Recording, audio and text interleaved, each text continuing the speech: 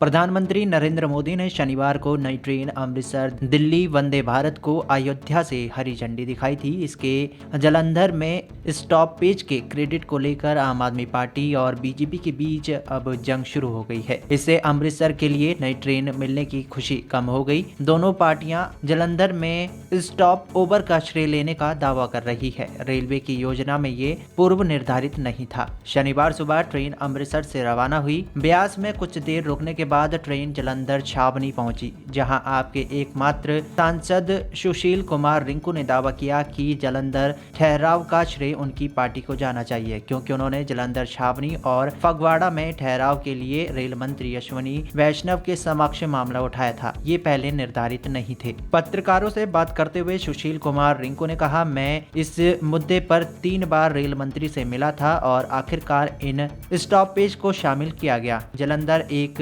NRI belt है और इसलिए ये स्टॉपेज महत्वपूर्ण है। दूसरी ओर जालंधर छावनी रेलवे स्टेशन पर बड़ी संख्या में मौजूद बीजेपी नेताओं ने दावा किया कि अमृतसर दिल्ली वंदे भारत ट्रेन और जालंधर का ठहराव दोनों केंद्र में मोदी के नेतृत्व वाली सरकार के कारण संभव हो सका। बीजेपी जालंधर के जिला अध्यक्ष सुशील शर्मा ने दावा किया कि उन्होंने खुद इस साल फरवरी में केंद्रीय मंत्री अर्जुन मेघवाल के सामने नई ट्रेन के शेड्यूल में जालंधर को स्टॉपेज के रूप में शामिल करने का मामला रखा था और नियमित रूप से फॉलो अप किया था ताकि चीजें पटरी पर आ सके। एक तरफ जालंधर में बहुत सारी गतिविधियां चल रही थी, वहीं लुधियाना रेलवे स्टेशन पर माहौल बिल्कुल अलग था। वहां आम आदमी पार्टी का कोई भी विधायक या स्थानीय सांसद उद्घाटन समारोह में नहीं आया। दरअसल बीजेपी लुधियाना जिला अध्यक्ष रजनीश धीमान ने कहा, ये एक सरकारी समारोह था, हमें भी रेलवे से निमंत्रण मिला था। सभी स्थानीय आम विधायकों और लुधियाना के सांसद को रेलवे से आधिकारिक तौर पर आमंत्रित किया गया था, लेकिन उनमें से कोई भी नहीं आया। रेलवे स्टेशन पर उनकी कुर्सियां खाली थी। ऐसा लगता है कि वो विकास की सराहना नहीं कर सकते। जालंधर स्टॉपेज को लेकर चल रही क्रेडिट वॉर के बारे में रजनीश